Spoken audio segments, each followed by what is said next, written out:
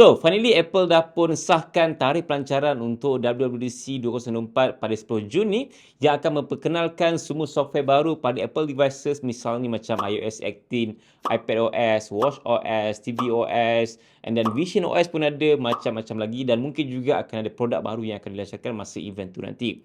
So, aku rasa yang paling exciting sekali dan juga ramai nantikan semestinya iOS 18 yang terbaru, sebab dikatakan based on rumours dan juga leaks, iOS 18 kali ini akan menjadi perubahan yang terbesar sekali dalam sejarah iPhone. Sebab kalau tengok based on iOS yang sebelumnya memang tak banyak perubahan yang ketara pun. Diorang just bagi minor improvement saja, lagi-lagi untuk UI itu sendiri. But now dikatakan memang banyak lagi perubahan dan juga improvement yang Apple akan letakkan pada iOS 18, terutamanya untuk features AI. Kalau tengok berdasarkan posting Greg Joshua, iaitu one of the top marketing Apple, dia ada post mengenai teaser untuk WWDC 2024 tentang Absolutely Incredible. Kalau tengok pada capital letter tu, dia ada macam bagi teaser sikit kan, bahawa capital letter A dan juga capital letter I, bermakna akan ada banyak feature AI pada iOS 18 terbaru nanti. So, pertama sekali perubahan besar yang Apple mungkin akan lakukan pada iOS 18 kali ini adalah dia orang redesign balik UI pada home screen untuk iPhone, bermakna sekarang ni kalau korang tengok iOS 17 memang dia punya UI tu agak membosankan sebab dah lama kita nampak UI macam ni daripada iPhone yang sebelumnya. But now, untuk iOS 18, diorang akan redesign supaya nampak lebih fresh dan juga lebih menarik. Dan ada juga customization home screen yang baru pada iOS 18. So, ini based on rumours yang kuat mengatakan tentang hal ni lah. Bila bercakap tentang home screen ni, kita nampak iOS sebelum ni memang tak ada pun untuk kita nak macam customize kedudukan ikon dekat mana boleh letak. Sebab normally untuk iPhone memang kalau kita dah install apps ataupun kita dah letak apps, dia akan stuck kat situ saja. So, dia tak boleh nak alih ke bawah ke atas ke, tak boleh. Maksud aku adalah dia akan lock kat situ lah. So, dia akan macam pergi ke bahagian yang kosong atas tu. So, dia beza sikit tau dengan Android yang kita boleh customize kedudukan apps tu kita nak letak kat mana kan. So, untuk iPhone dengan iOS 18 nanti, dikatakan bahawa Apple akan enable features customization home screen. Bermakna korang boleh letak dekat mana apps yang korang nak. So, lebih nampak macam personalized lah dengan apps apa yang kita nak letak dekat home screen tu. So, beza dengan iPhone sekarang ni dan lebih kurang je macam features yang kita nampak pada phone Android sekarang ni. Seterusnya, features yang akan support pada iOS 18 nanti adalah RCS message, bermakna korang boleh message cross-platform antara Android dan juga iOS melalui internet base. So, sekarang ni memang kalau kita nak message pengguna iPhone, kita nak kena gunakan WhatsApp ataupun message yang biasa. Tapi message biasa tu tak boleh gunakan internet tau. Untuk korang nak gunakan internet, korang just boleh Android to Android ataupun iPhone to iPhone sebab menggunakan iMessage ataupun RCS message Android to Android. But now, dengan iOS 18, korang akan boleh untuk internet based messages daripada Android to iPhone. Mana korang boleh iMessage daripada Android ke iPhone lah. So, itu adalah perkara yang menjadi isu besar actually dekat US antara Green Bubble dan juga Blue Bubble. So, Blue Bubble ni adalah iMessage, Green Bubble ni adalah Android user.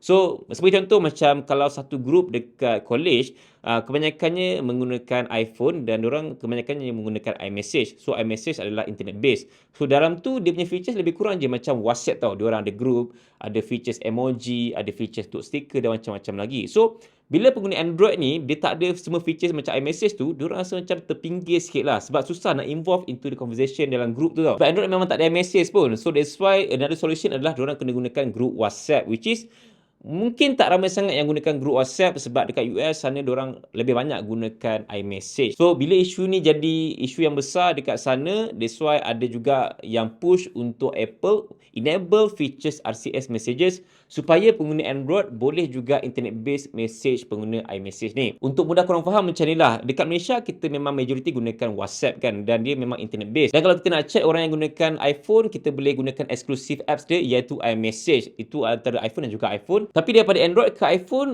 dia ada charges daripada telco kalau korang nak hantar message yang biasa, bukannya internet based. So, itu yang menjadi isu actually dekat US sana. Tapi kita kat Malaysia ni tak ada isu lah sebab majoriti gunakan WhatsApp kan. Dan bila adanya features RCS messages ni, dia akan menyelesaikan masalah tu sebab Android user boleh message internally dengan iPhone user melalui RCS messages ni. So, kalau ada features ni dekat iOS 18 nanti, aku rasa dia takkan ada isu yang bersalah mengenai Green Bubble versus Blue Bubble untuk market US sana. Dan yang terakhir sekali adalah spotlight utama pada features baru untuk iOS 18 iaitu Artificial Intelligence ataupun AI. So kita dah pernah nampak Samsung perkenalkan pada phone orang, Google Pixel pun ada, even Honor Magic pun ada, dia punya AI sendiri on device. So now Apple akan perkenalkan AI features pada iPhone orang pula melalui iOS 18. So apa yang bestnya adalah diorang akan cuba implement dekat aplikasi Apple sedia ada, misalnya macam Apple Music, TV, lagi-lagi untuk Siri. Kalau nak cakap pasal AI ni, dia punya cabang tu agak besar sebab macam-macam jenis AI yang kita boleh nampak sekarang ni dekat device ataupun platform yang berbeza. Misalnya macam Honor Magic, diorang gunakan on-device AI, Samsung Galaxy gunakan cloud-based AI, even ada juga AI devices macam Human AI Pin, ada juga macam AI Rabbit dan macam-macam lagi lah AI punya devices sekarang ni kan. Tapi untuk iPhone mungkin Apple akan buat berbeza sikit dan akan push lebih kepada features yang ada pada Siri. So, Siri sebelum ni pun dah nampak macam agak bijak juga dengan soalan-soalan yang kita tanya dia. But untuk features AI pada Siri ni, dia akan lebih bijak daripada tu tau. Sebab Apple dikatakan telah pun discuss dengan pihak Google untuk implement Gemini pada iPhone ataupun iOS 18 nanti. So, aku tak pasti macam mana outcome dia nanti dengan feature AI pada iPhone. Kita just tunggu dan lihat apakah pembaharuan yang Apple akan lakukan pada features AI untuk iOS 18 nanti. Buat masa sekarang ni, aku tak nak bagi expectation yang tinggi sangat pada features AI untuk Apple nanti sebab aku just boleh anggap bahawa dia mungkin akan lebih kurang sama macam Samsung Galaxy AI dengan features untuk photo editing, akan ada auto translate, akan ada juga persoalan-persoalan yang kita boleh tanya dan dia akan terus jawab. So, benda-benda tu kita boleh expect. Cuma dari segi features baru pun semua, aku tak nak letak expectation yang tinggi lah. Kita just tunggu dan lihat je apakah pembaharuan yang Apple akan lakukan pada iOS 18 untuk kita semua merasa pada iPhone yang baru nanti. Dan mungkin juga untuk feature-feature AI ni, dia akan support pada certain model saja yang gunakan chip yang berkuasa. So, untuk model-model yang lama, mungkin tak support kot features AI yang memerlukan power consumption yang lebih power. Dan mungkin korang nak tahu juga kan, iPhone apa je akan dapat semua software update untuk iOS 18 terbaru nanti. So, kalau based on rumour sekarang ni, memang kebanyakan phone yang support iOS 17 akan dapat juga software update iOS 18 pada iPhone korang lah. Misalnya macam iPhone XR, XS, XS Max, ini paling minimum sampailah iPhone yang paling latest sekali. Even iPhone SE second gen pun akan dapat juga software update untuk iOS 18. So, ini based on rumour saja. Tapi jangkaan aku rasanya macam iPhone XR, XS dan juga XS Max ni takkan dapat support untuk iOS 18. Mungkin untuk yang paling minimum akan dapat support adalah iPhone 11 dan juga ke atas saja. Sebab usia untuk iPhone XS dah hampir mencecah 6 tahun. So, possible lah kalau iPhone XS siri ni akan discontinue untuk software update pada iOS yang paling latest sekali. Sama juga macam apa yang kita nampak pada iPhone X, just 5 tahun saja software update. So apa pendapat korang dengan pembaharuan yang Apple mungkin akan lakukan pada software update untuk iOS 18 kali ini? Dan korang rasa model phone apakah yang akan dapat software update terbaru ni? Adakah iPhone XS akan dapat ataupun tidak akan dapat? Cuba korang komen sikit kat bawah ni, okay? So, itu saja sedikit sebanyak info baru yang dapat kongsikan tentang iOS 18 punya leaks dan juga rumours yang akan dilancarkan pada 10 Juni. Dan kita just nantikan apakah perubahan besar pada iOS 18 yang kita akan nampak pada iPhone nanti, okay?